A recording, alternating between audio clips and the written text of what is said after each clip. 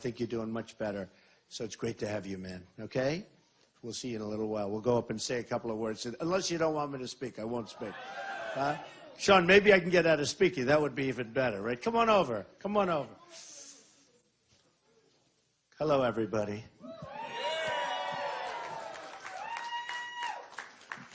Great to be here. You know, this was supposed to be just a small little gathering. They said maybe 30, 40 people that are friends of ours. And look what happens all the time. I said, are we making a speech? What are we doing? But it's so good to see Sean, and it's so good to see the rest of you. And we have to caucus. Before we forget, we have to caucus. We have to get out. Otherwise, it all doesn't mean anything. So last night we had the debate. Did everybody see the debate? I think so, right? Yeah, we've been really treated nicely. Even the pundits last night were treating me nicely. You know, I've won every poll and every debate, but the pundits sometimes don't go along with the poll. Now the pundits are sort of getting it.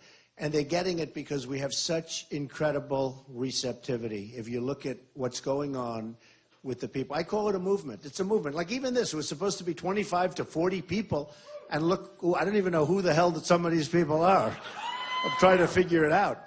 But it's just been incredible. And no matter what subject we talk about, whether it's illegal immigration, and we'll take care of that situation, we're going to make it tough, you just can't come in, whether it's our vets who are treated so badly.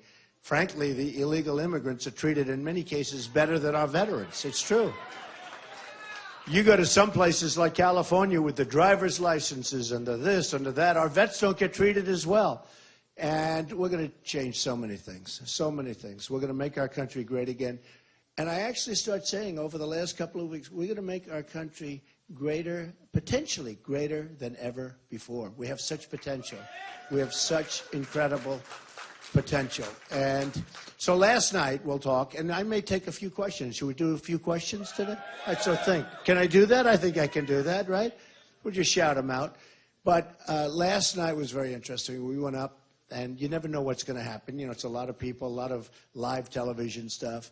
And I thought it was really interesting. I thought a couple of the folks did well. I think a couple of them did very poorly, actually. A couple did very, very poorly. But a couple did really nicely. And I really enjoyed it. You know, I've never done the debating stuff before. These politicians, they're all talk, no action. They talk and talk and talk, and nothing ever happens. They say, we're going to fix the VA. Look, there's a guy. We're going to fix the VA.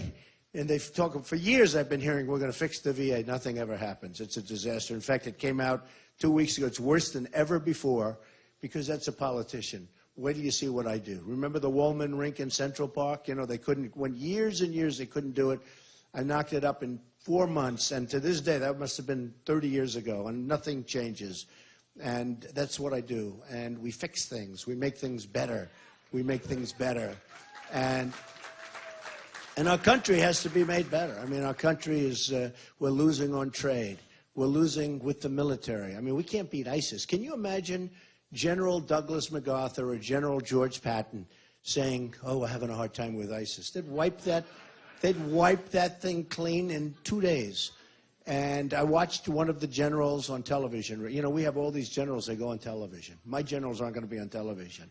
Because you know what? The enemy learns from them. You know, you say one little thing and they say, oh, he said that, now we're prepared. I just imagine George Patton sitting down being interviewed by a reporter saying exactly what he's going to do. Well, yes, we're going to attack him here. Remember Obama a few weeks ago, he said, we're sending 50 men and 50 people. So now the enemy is waiting for those 50 people. They're there. There's a target on their back. Instead of keeping your mouth shut and just doing it properly, right? You know, no, it's unbelievable. Or how about we shouldn't have been in Iraq? It was a mistake. I was against it many years ago, and I was strongly against it. Headlines. Trump was, I don't even know why they quoted me, but I had headlines. Trump, because you were going to destabilize the Middle East. Okay. So they made the mistake. It was a terrible mistake. Now what happens? You have to get out. Obama, and he gives the date that we're leaving. He says, we're going to be gone in, what was it, 18 months? Gives an exact date. So the enemy said, wow, this is great. They pulled back. I couldn't believe it. I thought it might be camouflage of some form. We pull back, right? And the enemy goes back, doesn't work too hard. Why? They don't want to be killed, even though you hear they want to be killed. Believe me, they don't want to be killed. So they pull back, we leave, and it's a mess. It's a mess. So you got to keep your little ideas to yourself.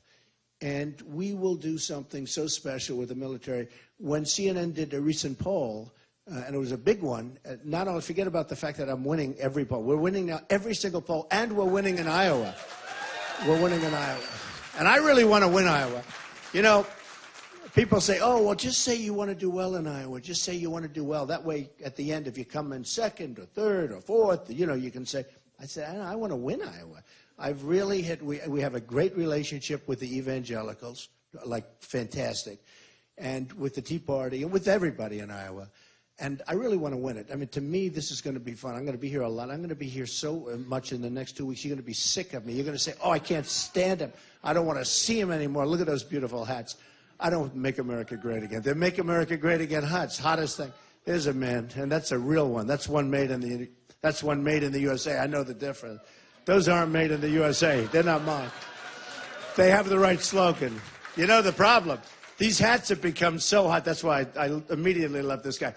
The hats have become so hot that the New York Times did a story. It's one of the hottest accessories for women. You believe it? They go to fancy balls wearing the hat. But it really has been a great thing. So we are going to do things that are going to be so exciting and so good. But I want to win Iowa. We have to get out. You have to get out to the caucuses. And, you know, the theory, because we always get the biggest crowds. We go, no matter where we go, we get the biggest crowds. And the only thing the pundits can say is, well, maybe they don't want to show up. And the other day you heard we had 15,000 people, and 7,000 people were sent. We couldn't get them into the arena. And the pundits are saying, well, but maybe they won't show up to vote. And maybe they won't show up to vote. I don't know. Maybe they won't. But it seems crazy because some of those people were waiting on line for 7 hours in the cold. I don't even know how you do it. But 7 hours in the cold. And they wait and wait and wait. And it just seems hard to believe that you wait 7 hours in the cold. And then they like me more after the event. And then they don't show up to vote or caucus or whatever they want to do, whatever it is. But I think, you know, in the case of New Hampshire, the vote. And I think they're going to show up. I think, actually, I have a feeling we're leading in all the polls. I have a feeling we're going to actually do better than the polls are saying. Because there's a movement. This is actually a movement. And there is a feeling out there that's so strong, so powerful. I'll give you a little example. 0 sleep. I mean, 0. I left. I mean, you're probably saying, what's you doing here? How about I was on one of the programs, a nice program this morning, at 6:30 in the morning, okay? So they said, oh, you got here early. Yeah, we got here. We got to do what you have to do, but 0 sleep. There's a movement, and you're the same. I mean, we're workers. There's a movement going on that's amazing. It's this movement. And, you know, in the old days, they called it the silent majority. It's not the silent majority. It's the noisy majority. We're tired of stupidity. We're tired of losing $500 billion a year to China. We have a trade deficit with China of $500 billion a year. That's not going to happen with me. I love China. I do great with China. They rent buildings of mine. I have the biggest bank in the world as a Chinese bank. They pay me rent. They're in my building in New York, one of my buildings. And frankly, it's all great. I sell condos to the people of China. They can't believe what they get away with, okay? They tell me, they're friends of mine. They say, we can't believe it. We can't believe it. In other words, they can't believe how stupid our leaders are. I don't hold that against China. I think they're great. I mean, if we could have a $500 billion surplus with China, I'd love that. That would be great. But that wouldn't happen, because if that ever happened, if it started getting a little out of control, boom, they'd slice it off. We do this on a yearly basis. For years, we lose hundreds of billions of dollars. I'm not talking about millions, talking about billions. We can't do it. So we're going to change it around. I have the greatest business. You know, we have the greatest business people in the world. Carl Icahn, many others have endorsed me. And I get him involved. I'll say, Carl, do you ever hear of Carl Icahn, great business? Carl, watch over China trade. He'll do it. He doesn't want money. He'll do it because he loves the country and because it's fun for him. Okay? Believe me, just go and do your thing. We're going to come out just fine. That's what happens. I mean, we use political hacks to negotiate some of the biggest deals in the world. Political hacks. Look at the deal with Iran. It's a disgrace. It's a disgrace. $150 billion we're giving them. Then they capture these sailors, these wonderful young sailors. I don't blame them. But they capture these kids and they have them on their knee in the begging position, hands up, guns to the head, and humiliation for our country. And then they release the pictures, and then they have one of the guys saying, I apologize, and he didn't know that, you know, I mean, they might have asked him to say it. They might have told him to say it. Nobody even knows that. It's too early to tell. But it's humiliation.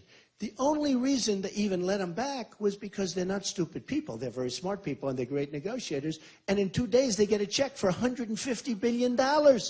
Okay? They didn't want to take a chance. See, the difference is if they did that with me, I'd say you're not getting your money back. That you're in default for what you did. No, you're in default. The only thing I don't like, here's the only thing I don't like, is that if I win, I will go and I will say, the money is gone, folks, because that $150 billion is gone. And I can't get it back once it's gone. Well, maybe you can, but there's a different way. But once it's gone, it's gone. And what a shame.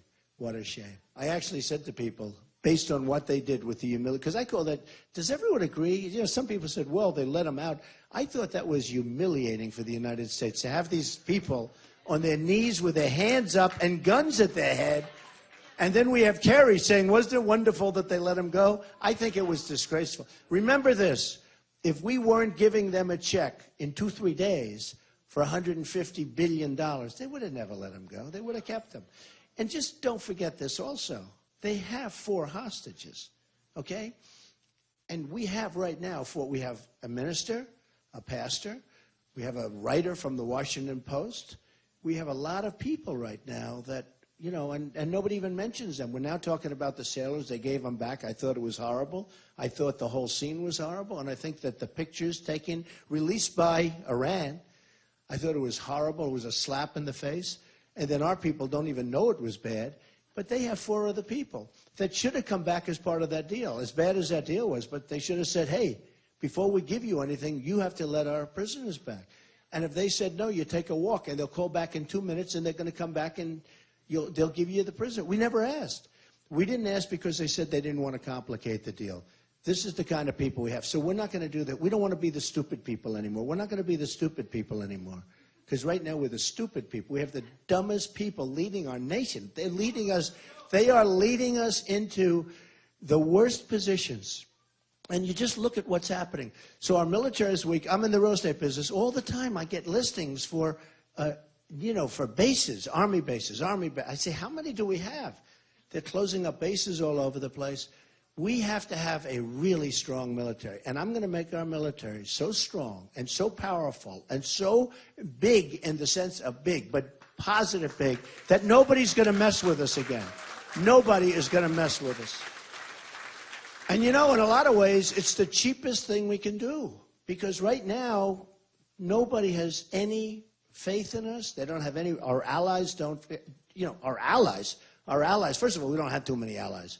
The allies we have take advantage of us, okay, for the most part. But let's talk one other thing, and then we'll take a couple of questions. So we spend all this money, and we're wasting tremendous money, and you saw the budget, and that's going to add at least another I would say another $2 trillion based on everything that we can say. But when you look at the fact that we protect nations that are making a fortune, South Korea, they're wonderful people. I have partnerships. I have all sorts of deals with them. They're great. But they're rich. They're very rich. They make the ships. They make all of your television sets. I order 4,000 televisions. I order them from South Korea. Unfortunately, we don't make television sets. Remember, we used to have Zenith, and we used to have GE, and we used to have all these. We don't have any. It's all made in South Korea, except for Sony, which is made in Japan, and they've lost their way a little bit. That's not as good. But frankly, Sony, I don't know what happened to Sony. We'll have to figure that out. But in all fairness, Japan is doing great. You look at Komatsu tractors. They're really doing a big job on the Caterpillar, and to a certain extent, John Deere. Do you know I'm one of John Deere's biggest customers? I've spent millions and millions of dollars to John Deere, and it's a great company. But it's hard when they're competing against phony devaluations of currency, and that's what's happening, and our politicians do nothing to stop it. So, in the end, we're going to change it all. We're going to make it so smart. We're going to get rid of the deficits. We're going to make, when we protect somebody, it's okay. But if we're protecting Saudi Arabia, they were making $1 billion. Now it's less because the oil's down, but they're still making plenty. They were making $1 billion a day. We protect these people for peanuts, for nothing. For nothing. We end up leasing land. We pay for the lease to have a base. We pay. And we're protecting them. Those days are over. Those days are over. We'll help the good people, but they have to help us too. We're like a debtor nation. When we owe 19, now it's going to be $21 trillion because of the deal that was just made by the Republicans. It's almost like, you know, we know where the Democrats are coming from, but the people we send to go and fight Obamacare and all, right? They let us down. I don't know what happens. They go to Washington, all of a sudden their hand goes up. I approve it. It's amazing. I don't know. They get down there. Something happens to them. It's a different water or something. But you know, you send them down, they're ready to go. They're tough. They're going to stop. Then all of a sudden, what happened? And I guess they don't want to leave. Maybe they feel they're going to stay better. But something happens. It won't happen with me. That's why I'm not taking funds from anybody. Nobody's giving me money. Self-funding. Self-funding. So when I have to do something, I don't have to worry about a lobbyist. I don't have to worry about special interests. I do what's right for the people. So that's what's going to happen. Any questions? Go ahead. Go ahead. I lost my son 2 years ago to a heroin overdose. Wow, that's terrible.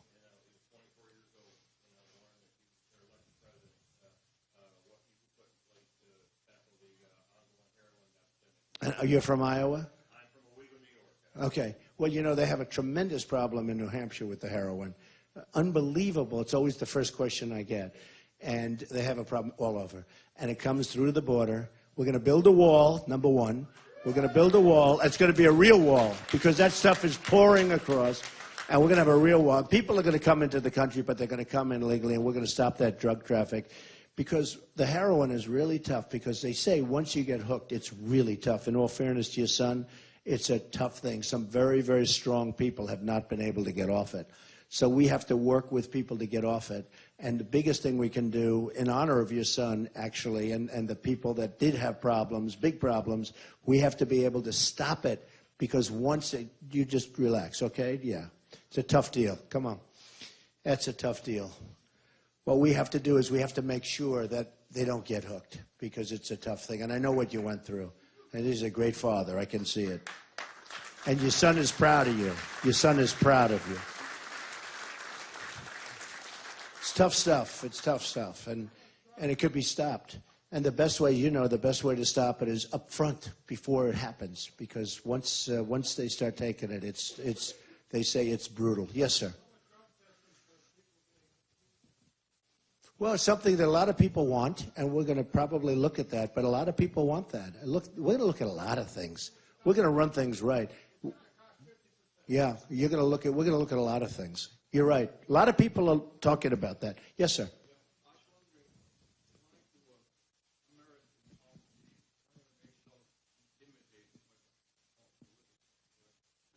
Well, I think one of the reasons that I'm doing so well, you know, poll just came out, I'm at 42%. Can you believe it? Remember? So we had polls where, you know, I started at 6, and we went to 12, we went to 18, went to 20. And every time I go up, the pundits would say, well, that's his cap. He's reached his cap. That's about it. And, you know, now we had 142. That's with like 14 people. And that's a lot. I think that one of the reasons that I'm doing well is it's not that I want to be, hey, I went to an Ivy League school. I went to the Wharton School of Finance. I could do the best with the best of them, okay, with society at the highest level. I do that. But political correctness is hurting us. It's taking too long. It takes too long. It's like everything has to be worded a certain way. If nobody's offended. It's taking too long. It is actually hurting us. And it almost shows a sign of weakness. I think one of the reasons I'm doing well is because people understand. I'll give you an example. I came here, I was in Iowa a couple of weeks ago. You go to the stores, there's no Merry Christmas anymore. We're going to start saying Merry Christmas again, folks. Okay, we're going to start, it's true.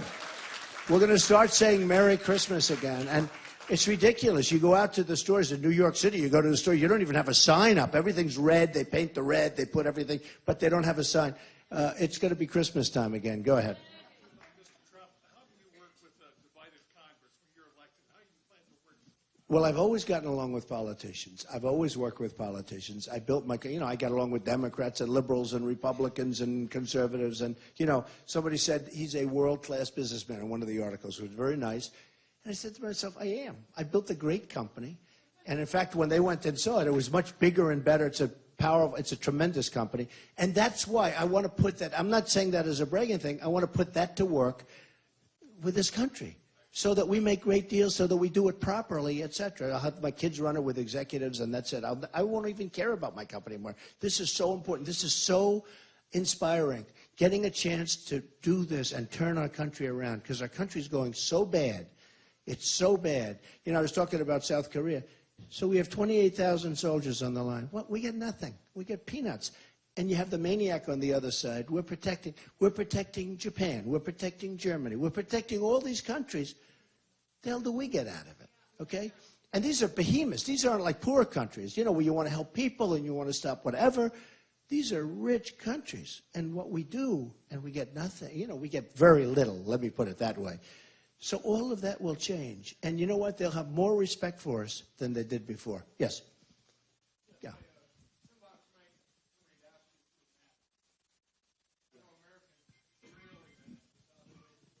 Did you like the answer I gave? Yeah. That's cool. Yeah, they use the word angry. Same thing. Close enough, right? Mad might mean crazy. You know, mad might mean crazy. But you know what? It's a great thing. And Nikki, who's a very good person, she said there's an angry segment. And I was supposed to say, I guess, and Obama said it in his speech. He was talking about me, that there are people that are angry. And rather than say, oh, I'm not angry, I am angry. I am angry. I'm angry at stupidity. I'm angry at incompetence. I'm angry when China's making $500 billion a year and sucking our jobs and sucking our money out of our country, and we don't do anything about it. I'm not angry at China. I'm angry at our politicians. I'm angry. I'm angry when people pour across the border and they're told, let them come in. I'm angry when somebody has a baby and we're supposed to take care of the baby for 85 years because that baby happened to be born, you know, the anchor baby thing. I'm angry about a lot of things. And I won't be angry for long, because once we straighten it out, I'm a very happy person. Okay? Are there more or less restrictions on the internet regulations? Well, you have to be a little bit careful, but I'll tell you what I do favor. You know, ISIS and these bad dudes are using the internet better than we use it, and we're the ones that really came up with it, right? We invented the internet. ISIS is using the internet, and they're radicalizing kids. They're taking kids, and with the internet, they're bringing people over. Number one, those people are never coming back. I don't care how they got there, but they're never coming back. Right now, they come back. We just put them in. Eventually, they'll say, what do we have to go over there and fight? Let's fight in the United States against us. But I am for absolutely, in some form, using the internet to knock the hell out of ISIS and our enemies, okay? And some people say, oh, freedom of speech. Forget it. This is people that cut off heads, okay? They cut off heads. As the expression goes, trust me, we'll do fine. We're going to do fine with the internet. Yes, sir.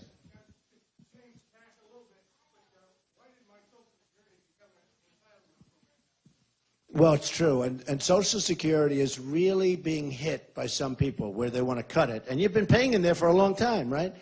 And when we bring back our jobs, you know, my tax policy where your taxes are going down by tremendous numbers, both business and personal. We're the highest tax nation in the world, and the taxes are going down, big league.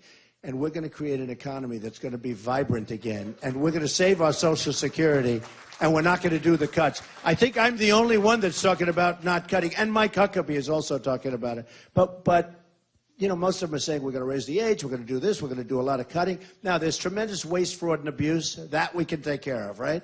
But we're not going to be cutting it. We're going to make our country strong again, rich again, and we're going to be able to afford it. Because, you know, that was a contract we entered into. People, you've been paying for that. It's not like you're not paying. You're not getting it for nothing. So we're not going to be changing it, okay? Yes, ma'am. How can you help college students swimming in debt from college loans? It's such an incredible... I get that question more. I can't believe it took so many questions before I got it. The college debt. It's an incredible problem. What happens is they borrow money from the government. Now the colleges sort of raise because the colleges see all this money. I'm telling you, and I'm not even blaming it. It's almost like a natural business instinct. So what happens is they have all these students. They're borrowing money. They get the money fairly easy, but they have to pay it back. But the colleges now start all of a sudden raising. I'm going to look into it very seriously, because you look at the way that's going up. And what happens is they're basically getting money from the government to increase everything. and the cost of running these colleges has gotten out of control. They've gone up so much proportionately, so we're going to be working on that very hard. We're going to be working on that. A lot of people ask me, I get so many questions from students, and the biggest problem is you get out and we don't have a job. Because the jobs, the jobs are all crummy jobs. I don't know if you saw the phony job report that came out the other day. So it's around 5. But what they don't say is the jobs are bad. They're bad jobs. You look at all the part-time stuff, but they're bad jobs. They're not good jobs because the good jobs are fleeing. And the other thing is people that look for a job, that give up looking, and you stop looking for the job. Now you go back, statistically, they consider you employed. Because, and I'll tell you something, when I have 35,000 people coming to a rally and 20 and all of these thousands and thousands of, honestly, if there was a real 5% or 4% unemployment, I wouldn't have these crowds. There's a lot of, people want jobs. And the worst are the college kids. They come in, they work hard, they borrow money, they get out of college, they can't get a job. You going to be able to get a job? You better. If you don't, you'll see my people, okay? If you don't, you and Sean, okay? You and Sean are going to work for Trump, okay, Sean? As soon as he gets better, he's going to be with me. Okay, question, go ahead.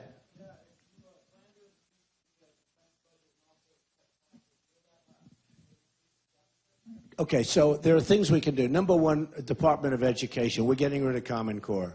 This guy, Jeb Bush, is still on Common Core.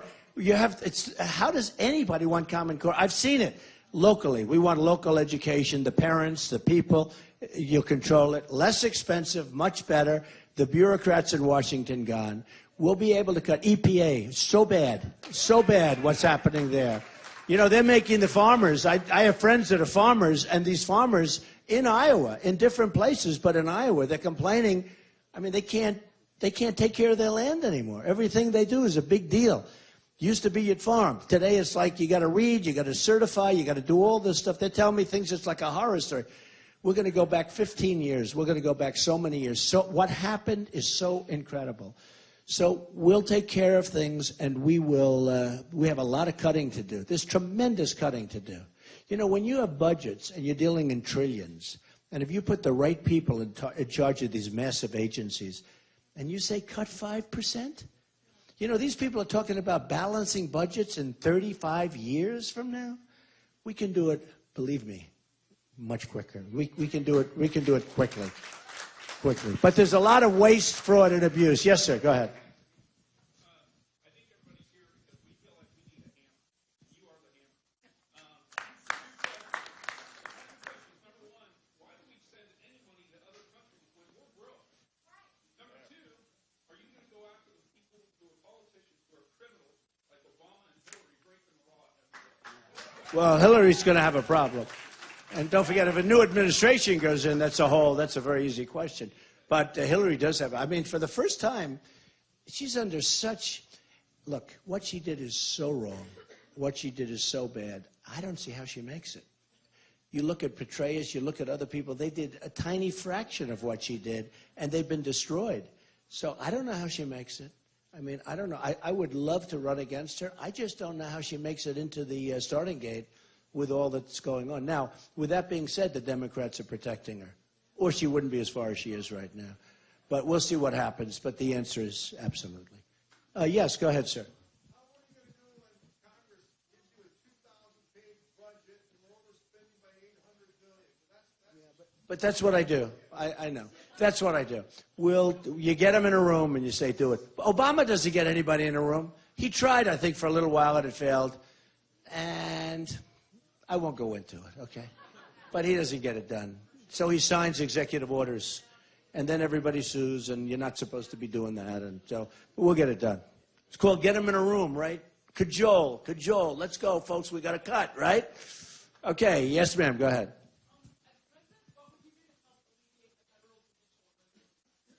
The judicial emergency, meaning more judges? Oh, well, yeah, that's easy. I hope he doesn't appoint too many, actually, because I'd rather appoint mine.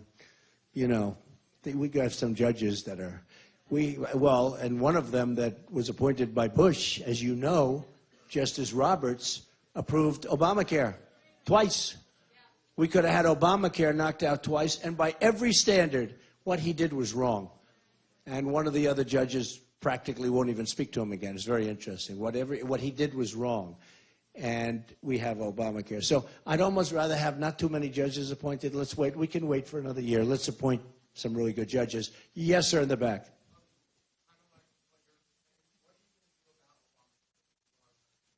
Repeal it and replace it with something great. We are going to get rid of Obamacare. We'll even have to get rid of the $5 billion website that still doesn't work. Can you imagine that? A website costs $5 billion, and to this day, it's no good. I have kids. I have young kids. They do websites.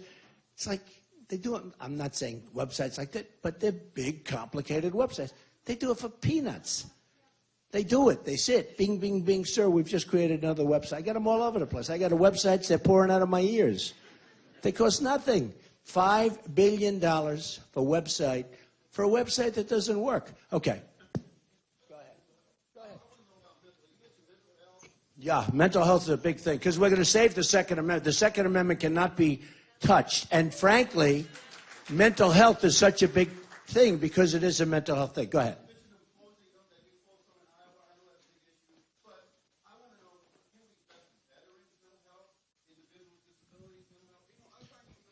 Are you a veteran? Are you a veteran? Okay, it's good that you say that. Then it's nice. Yeah, because the veterans need help with it. And we are going to be investing big with the veterans, also in mental health, because the veterans are going through, I'm telling you, I go to New Hampshire, I go to different places. The veterans are suffering in this country. And I actually think it's not a money thing. I think it's bureaucratic, I think it's theft, and I think it's incompetence. But because they throw the money, I mean, the money, you know, because the politicians are so afraid, but we have people that are very dishonest. If you look at what's going on in Phoenix, I don't know if you guys have been seeing the Phoenix place, the Phoenix VA, it's a disaster.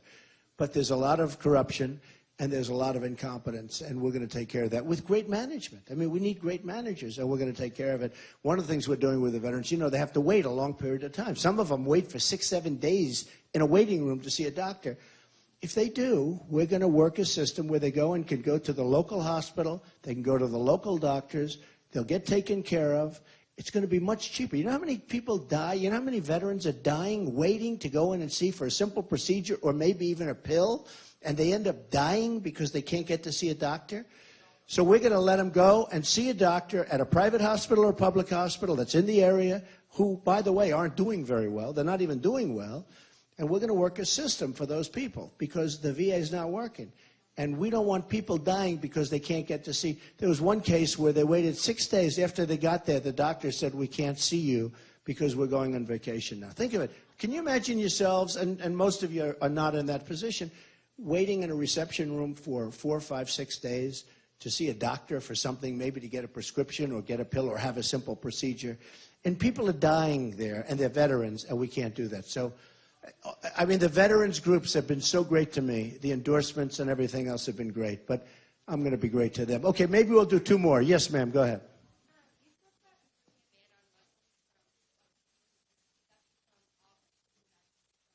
Well, we have to be careful. Look, there's something going on, the Muslims, and there's something going on, okay? Something going on. We've got to figure out what it is.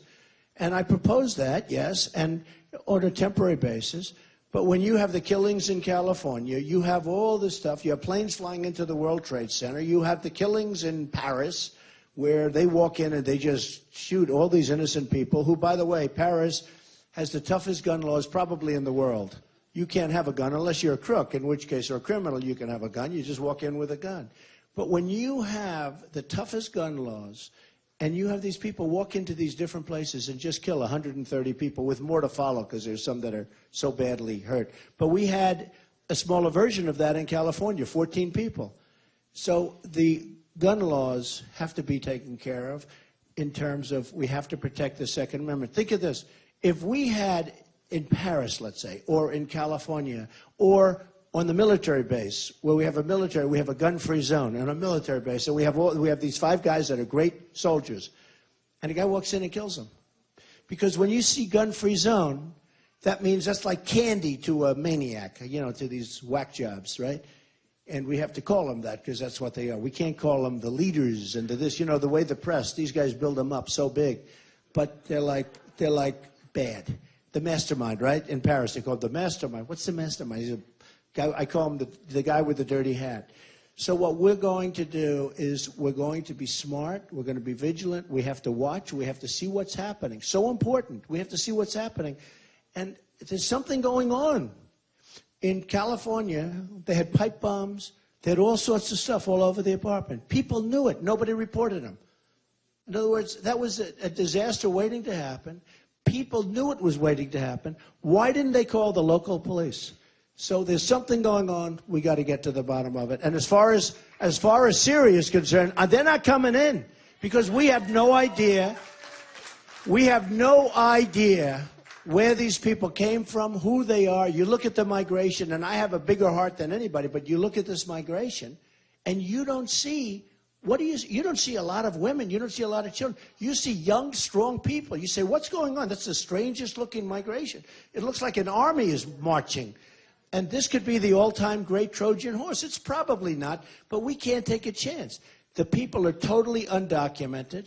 We have no idea. They say we're from Syria. They could be from any place. And there's no way of telling. They have no documents whatsoever. We have enough problems. Our country has enough problems. So that's it. Well, folks, I love you all. Get out and caucus.